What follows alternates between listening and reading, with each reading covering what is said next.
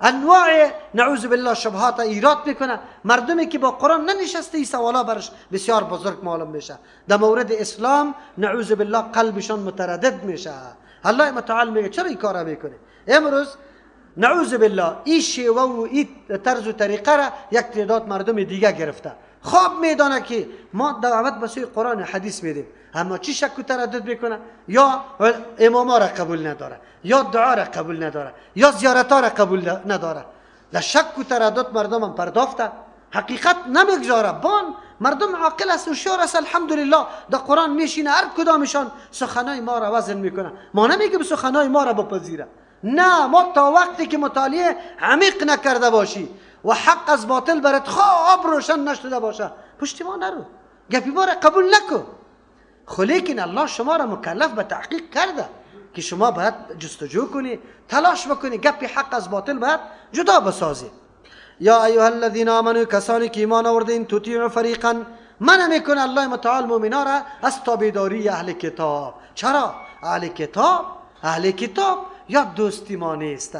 این جامعه جهانی که اینجا آمده، چندین مملکت تأسف است که کتاب الله را کسی میخوانه و بازم خود فریب میده و میگه دوستای ما، دوستایی که به کمک ما آمده. این دوستی نیست، این دشمنیت است. نگو، قرآن واره دشمن گفته، دوست شده نمیتونه. کمک تو نامده، برای خیانت تو آمده، تو را تباه و برباد کرده. امروز که در ملت هماهنگی نمیه، اتفاق نمیه، از جهت موجودیت این مردم است. اگر یا نباشه، آخر الامر مردمایی که در سر کوس یا در دشت و بیابان است، اگر در بازار است، اگر در اینجا است، شوده میتونه به جرگه های قومی بشینه، ما بین خود توافق بکنه. اما این بدبختا نمیمانه. قرآن میگه، ما نمیگیم. الله متعال برای ما چی میگه؟ چی درس برای ما میده؟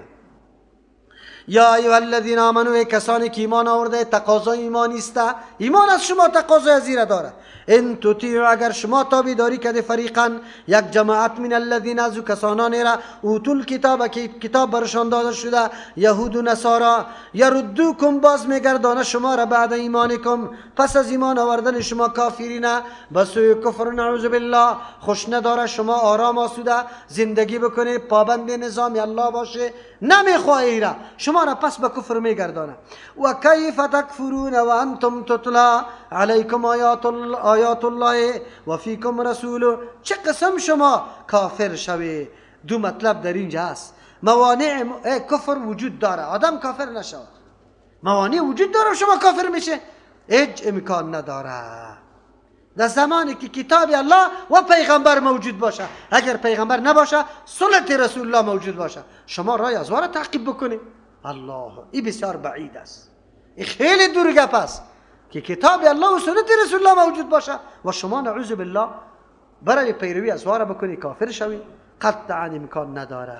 خو امروز که مردم پیروی از واره میکنه، چرا؟ کتاب الله موجود نیست، سنت رسول الله موجود نیست. کتاب الله فقط کتاب ثواب و مرده است. آیاتایش فقط در سر مرده کش کو، آیت الکرسی را در بیرقش نوشته کو، در شناسندش نوشته کو. همینطور است یا نیست؟ پنجره بگی بالای قبر، بازگرد گردش آیاتا پر کو، خلاص. عجیب است. بروی قرآن به خاطر آمده بود. من شروع ترجمه که میکردم، تلاوت قرآن هدف نیست. هدف چی است؟ تلاوت قرآن ذریعه برای فهم مقاصد قرآن شود. فهم مقاصد قرآن هدف نیست، این ذریعه برای تطبیق عملی احکام قرآن شود. یا مقصود نیست. تطبیق عملی سبب تزکیه است. اصل مقصد تزکیه است که انسان واقعا از نگاه عقیده، عمل و اخلاق مکمل تندرست باشه، مریض نباشه، مریض قطعا نباشه. این مقصد قرآن است. کی مقصد قرآن آمد؟ در دست ما آمد نمیگه تلاوت نشد، تلاوت درست نشد. خیر، فهم قرآن از کجا شد؟ فهم قرآن از کجا شد؟ کجا بیان شد؟ والا سابق مولا بودی که پاره نمیگفت تو هم سابق قرآن شنیده بودی. قرآن پس کرده بود کسی در پوشاد چی کرده بود؟ بند کرده بودیم قرآن کریم. هر رخت جدید که پیدا میشه زنا سری خود نظر میکنه، میگه که فلان حاجتم پوره شد، رخت جدیدی که از چین آمده او را به قرآن پوش میکنه. 52 دانه پوش برای قرآن کریم جور شده میباشه، میکشی. در عربستان پس که مردم ما بیان و عربا خیلی بیادب است. چرا؟ قرآنش همینطور در سر میز افتاده است. و آخو قرآن به خاطر از این آمده که ما بخوانیم، تلاوت کنیم، مطلب از پیش بگیریم. قرآن برای پوش کردن نامده. خود تعجب در اینجاست. الله متعال مردم ما و تو مخاطب در تعجب میندازه که باید تو تعجب بکنی که قرآن و حدیث موجود باشه و مردم نعوذ بالله پیروی از که یهود و نصارا بکنه. قطعا نمیکنه. کسی که قرآن و حدیث میخونه میدانه دشمن خوده و سلیقه ها و دسیسه های دشمن هم میدانه که از کدام را داخل میشه و ما را کدام طرف میکشانه. شما ندیدی این مردم ما را در کجا کشانده؟ در وطن چند شبکه وجود داره از تلویزیون چی را نشر میکنه؟ چند سینما وجود داره؟ چند هتل عروسی وجود داره؟ خود چند مدرسه در مقابلش وجود داره؟ بده لسته غیر از 2 مدرسه دولتی که اونجا 14 پاسش که فارغ میشه فرق در بین مصدر و اسم مصدر کردن نمیتونه. 1000 کتاب 3 صفحه خونده میشه و شاگرد که وقتی فارغ شه و چطور چی معلومات از دین داشته باشه؟ چه رقم است؟ دیگه مدرسه را بچه‌شو میبینی؟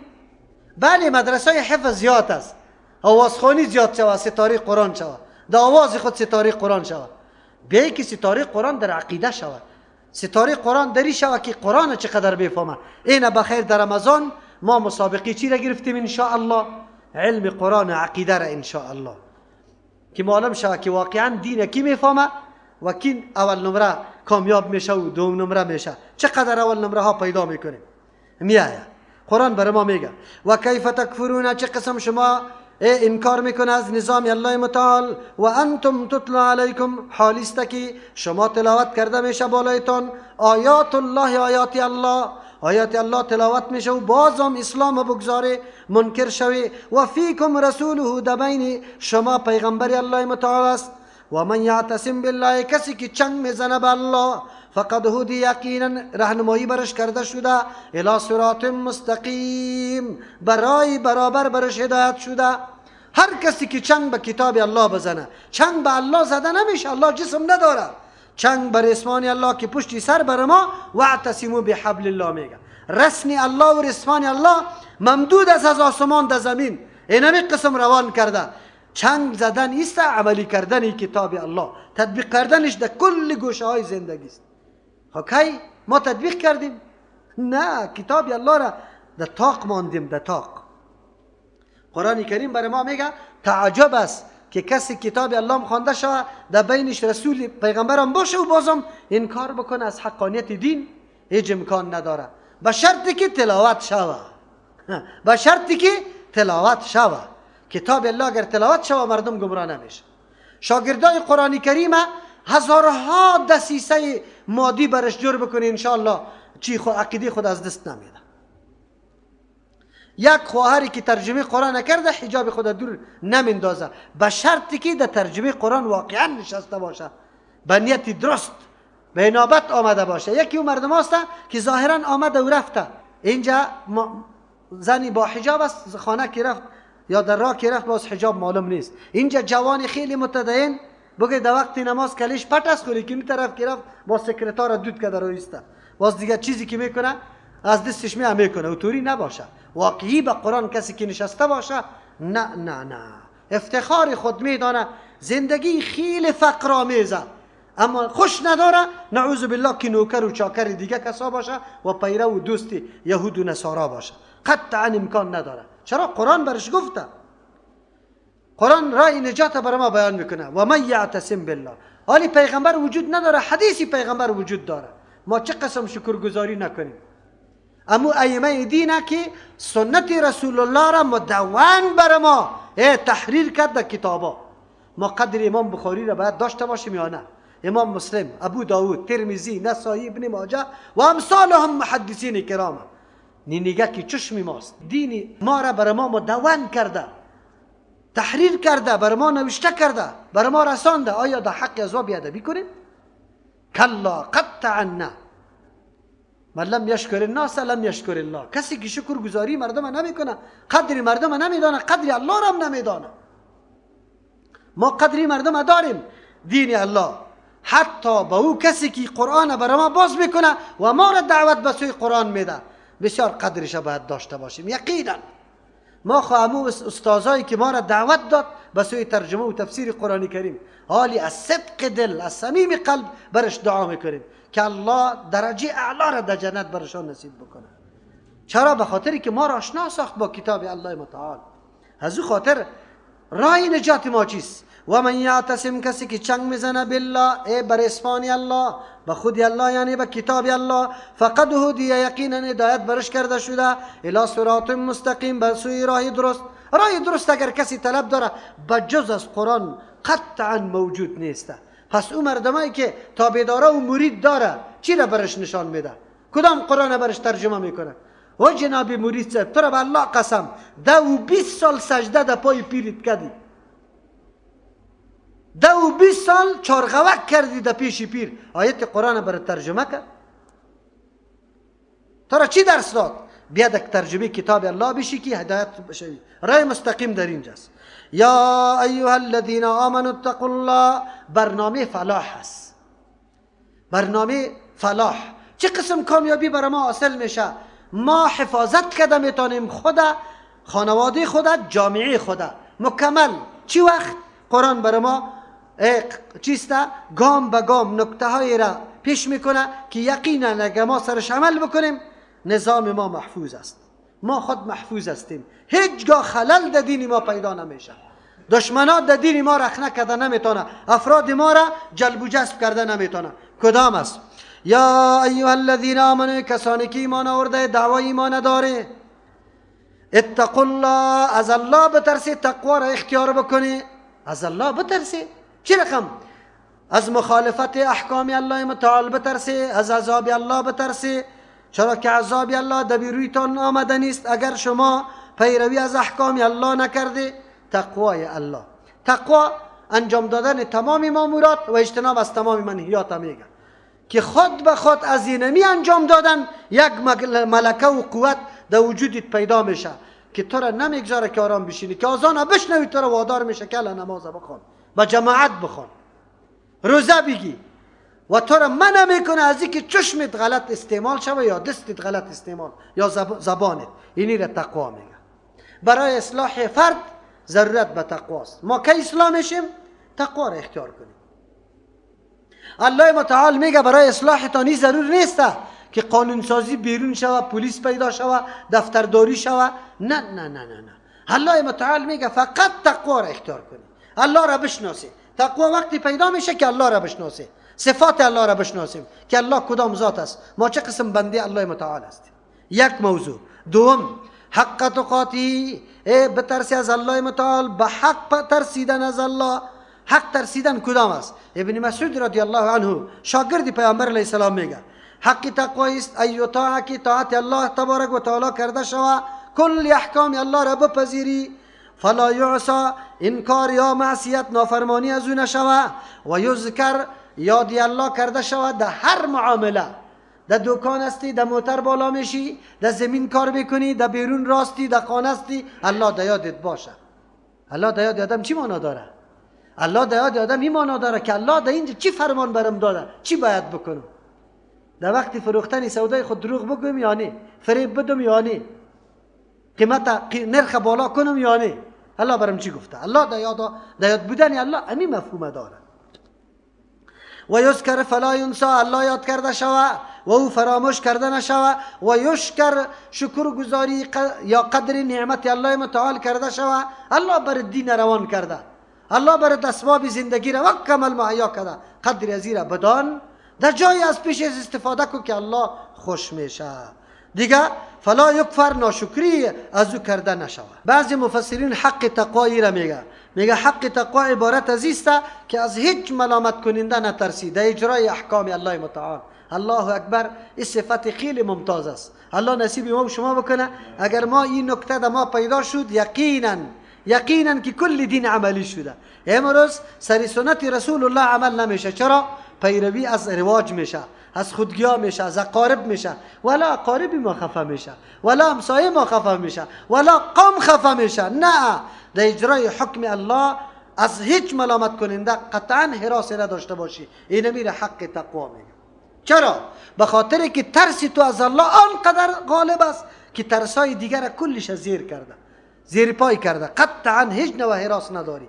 خب این منزلت به هر کس حاصل نمیشه. این منزلت آدم همینطور فکر میکنه که آسان است، خب آسان نیست. مرده اینجا شده، 4 طرف مدیرای شیطان برات میگه که حالا بگی پیسه را برابر کردی ده اسقاط یا نه. تو میگی که برادر اسقاط خو نیست دادیم. نه، مردم ها باز بد میگه، مردم ها باز میگه که پدریت شلغم گور کردی. نه باز دیگه چی میگه؟ بیادر تو میدانی مردید که این کارا رو نمیکنی، ما قطعت نیستیم، ما سواد در دم مردم استاد شده نمیتونیم. حالی تو را سالا امیر گپ شنیدی که بدعت است، والا چطور شد در جنازه ما بیایم یا نه؟ مولوی صاحب نبیا، مولوی صاحب نبیا که اینجا والا جنازه به طریقی سنت نمیشه. برای ما زنگ زده میشه میگه در جنازه بیا. پس آن چی میگه؟ مولوی صاحب بسیار بخشش باشه، والا نمیشه. چرا نمیشه؟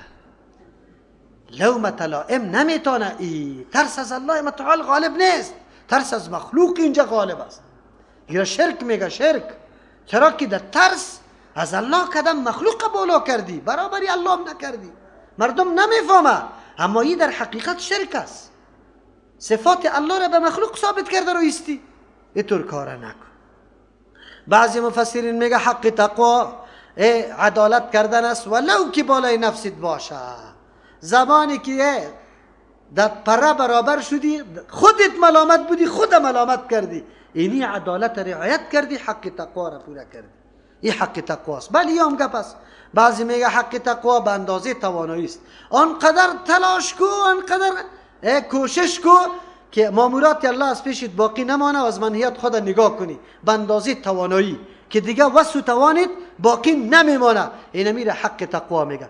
در بین این اقوال هیچ کدام منافات وجود نداره. انسان تلاش بکنه. خب امی اول گپ حق تقوا نمیسته که واقعا انسان مکمل پابند دین باشه، الله در یادت باشه. تفسیر ابن مسعود رضی الله عنه چون که تفسیر منقول است، خیلی لایق و راجح است. ولا تموتن الا وانتم مسلمون. نمیره شما مگر در حالی که مسلمان باشه. نمیرید. مردن در اختیار انسان است؟ نیست. مردن اگر در اختیار انسان باشه هیچ نمیموره. میگه نمیمورم. الله چطور ما را میگه که نموری مگر در حالی که مسلمان باشه؟ بله، نمردن مگر در حال مسلمان وقتی میشه که مسلسل در یک گوشه و لحظه زندگی نافرمانی الله را نکرده باشی. در هر گوشه پابند حکم الله استی. این ساعت کل ساعتا. حالی که مرگ در هر ساعت میرسه تو پابند کیستی؟ حکم الله، تسلیم به نظام الله. و یون توصیه بود که ابراهیم علیه السلام به اولاده خود کرده بود. و وصوا بها ابراهیم و بنیه و یعقوب یا بنیه، بگو ان الله اصطفى لكم الدین فلا تموتن الا وانتم مسلمون. تسلیم به نظام الله باشیم، تقوا را اختیار کنیم، تسلیم به نظام الله باشیم. واعتصموا بحبل الله جميعا ولا تفرقوا. با یک گل بهار نمیشه.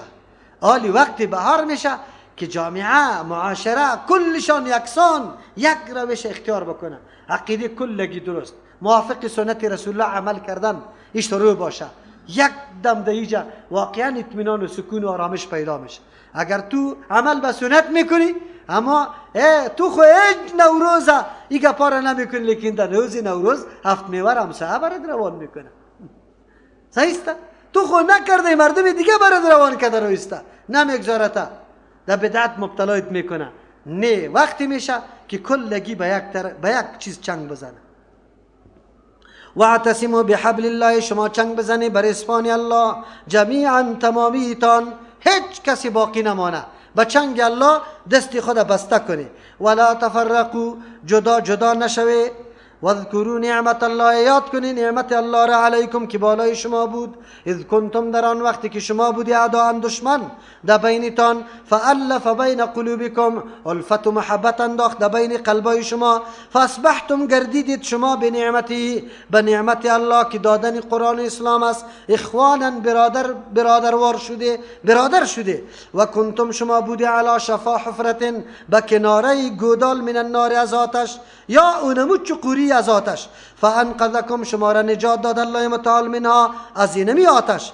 کذالک مثل حکم الله برای منفعت شما بیان میکنه، برای بهبودی و صلاح شما. یبین الله، واضح بیان میکنه الله، لکم برای مصلحت و منفعت شما، آیاتی احکام خود، لعلکم تهتدون، به خاطر که شما هدایت یافته شوه. الله چی نیازی نداره برای شما، خود شما هدایت حاصل کنه. در اینجا الله امر میکنه کلگی را بر اسمان الله پیوستن. اسمان الله کدام است؟ ابن مسعود رضی الله عنه اینجا میگه که کتاب الله الحبل الچیسته ممدود من السماء الى الارض. کتاب الله رسپان دراز شده از آسمان به زمین است که کسی به این چنگ بزنه میرسه، ایرا وصل به الله میکنه. قدم به قدم قرآن برای ما راه هدایت و شخص میسازه. امروز عوام میگه ما گپی کی را قبول کنیم؟ شما ملا ده بین خود صفا کنه بره. خب ما ملا را در جنگ میبرده، شما اجرا را انتخابش نمیکنه. برای شناخت جوپانی و بگوی پاکستانی اقدر کوشش میکنی که پرسان نکن. لوٹ تقلبی را خود ماشین برش خریده ای که باید جدا شوه. خود دینی چرا ماشین نمیخرینه؟ که دینی تم عقیده تم تفکیک کنی که کدام عقیده حق است کدام باطل است. چرا خدا بی مسئولیت فکر میکنی که نه من مسئولیت ندارم؟ نه، دینیت مهم است. اگر در دنیا خطا شوی فقیر میشی، الله برات چیز رزق خام میرسانه. آخر این دنیا چند روز است. اما زبده ترین کسی که امروز عمر میبره از 130 سال به بالا نمیشه، باز میروه ختم میشه. اما غم دین است که به آخرت تعلق داره. سرنوشت آخرتت به اینجا مربوط است. تلاش کرده ای برای راهیابی؟ قرآن قدم به قدم بر ما میگه کسی که راه هدایت نجات پیدا میکنه بگه بر اسمان الله پیوند بسته کنه، چنگ بزنه بر اسمان الله، با قرآن چنگ بزنه. چنگ زدن به قرآن کریم فهمیدن کتاب الله و عملی کردن کتاب الله متعال است. کردی؟ ما پدرای خود اله کردنی نیستیم. پدرت قرآن یاد داشت، یک روز در ترجمه قرآن شنیده بود؟ بگو برای من. الله میگه که راه هدایت قرآن است. واعتصموا بحبل الله جميعا، کلتان چنگ بزنه بر اسمان الله، ولا تفرقوا، جدا نشوید. جدایی در کجا میاد؟ اتحاد در کجا میاد؟ اتحاد در چنگ زدن نظام الله است. ما قطع کفار جنگ که میکنیم، یک اعتراض در این روزا یک نفر گفت اصل جنجال مسلمان ها پیدا کرده، جهاد اعلان میکنه، شروع میکنه در جان کفار، ایره بکش ایره بکش. کسی که معلوماتی کافی از دین نداشته باشه سوال خیلی بزرگ است. راست میگه، حدیثی پیغمبر هم است، امرت ان اقاتل الناس حتی یقولوا لا اله الا الله. ما مامور به جنگ به مردم شدیم تا وقتی که لا اله الا الله نگفتن. جواب برش چی داریم جواب؟ بله، ما میگیم این نظامای طاغوتی از بین بره، نه نظام اوباما باشه و نه نظام روسیه، نه نظام انگلستان از فرانسه، نه از چین، نه کدام کسی دیگه. نظامی کی باشه؟ الله. چرا؟ اصل مقصد زندگی مردم اطمینان آرامش و امن زندگی کردن. کی میامی امن و آرامش؟ به نظامای خود ساخته بشر که هر کس اتمی زیاد داشت امو پاچا باشه. امریکا امروز بگه چطور است؟ خدا پاچای دنیا میداند، فرمانش فرمان است، کسی رد کرده میتونه؟ نمیتونه. خلاص، یا تروریست معرفی میکنه 4 روز بعد حمله سرت میکنه. آسان گپ است، هیچ گپی نیست. امن در نظام دنیا توسط نظام های دنیوی نمیاد، توسط پاچایی ها نمیاد، توسط تسلیم شدن به نظام الله. نظام الله کتابی کیست؟ نظام الله را کی تشریح کرده؟ کتاب الله تشریح. کلگی در زیر یک نظام قرار بگیریم امن است. از این خاطر الله ما را امر میکنه که واعتصموا بحبل الله. نقطه‌ای که ما را با هم جمع میسازه، متحد میسازه، کتاب الله متعال است. بیا پیروی از کتاب الله بکنیم. شیعگی و سنیگی تا بگذار، کتاب الله چیزی بیان میکنه پشتش روان میشیم. حنفی و شافعی تا بگذار، کتاب الله چیزی بیان میکنه. کتاب الله که چیزی بیان میکنه شامل حدیثی کیست؟ رسول الله صلی الله علیه وسلم. چنگ زدن به کتاب الله، چنگ زدن به سنت رسول الله است. چرا؟ سنت رسول الله تفسیر و تشریح کیست؟ خیرای وحدت از کجا ما کمایی کنیم؟ برویم یک مذهب محکم بگیریم، شوافی بگویا شافی شوی، دیگهش بگویا مالکی شوی، کدام میشه؟ خو نشود یک بولد در بدر شدیم یا نه؟ یکی دیگر کافر میگه، یکی دیگر پشت دیگر اقتدا میکنه. دمی روزا در گردیز میرفتیم، در یک مسجد جماعت استاد شدیم، یک نفر قطمه استاد شد که میرفت لدین کردیم، الاکه طرف دو طرف برای خود استاد شد. عجیب است. ما را کی جمع میکنه؟ تو بگو. آرا و نظریات اشخاص یا فرمان الله؟ کدامش جمع میکنه؟ فرمان الله ما را جمع میکنه. و همین راه هدایت و نجات است. با جز از این راه هدایت و نجات نیست. ما میگیم هر قول هر عالم که مطابق کتاب الله و سنت رسول الله است، اجتهادش از اجتهادهای دیگه که برتر قویتر است، بس سر رو چشم میپذیریم و امور محکم میگیریم. راه یکی شد یا چار؟ راه یکی شد، چار نیست. باز اختلاف وجود نداره، کلگی قابل احترام است. همین چی غم ما میزنیم، همین صدا را میکنیم. نکنیم.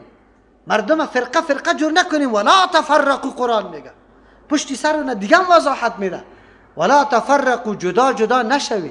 هر کدامتان. من میگم نه، امام ابو حنیفه را از کل کده بالاتر امام است، کلان است از کل کده. در جمله تابعین میره. چرا یک صحابی را خودیده دیگهش بگوید که اوهو ما این مذهب امام مالک رحمه الله هستیم. حدیث پیغمبر در حق ازی صادق شده که پیغمبر گفت که مردم چیست سفرای بس شطور میکنه، دور منزلا میکنه. عالم مدینه واری عالم پیدا کرده نمیتون.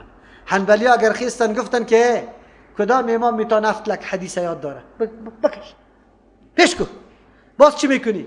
کدام امام میتون در جنازهش 60,000 نفر نصارا مسلمان شده در یک جنازهش؟ بگو. اگر امام شافعی تابعدارش بخیزه، کدام امامیتان با نسب پیغمبر یک جا هسته، اهل بیت، بیار دیگه. چرا از او پیروی نکنیم؟ چی باید بگویم؟ بگویم داریم کدام دلیل داریم. ما پیروی کی را بکنیم؟ کتاب الله و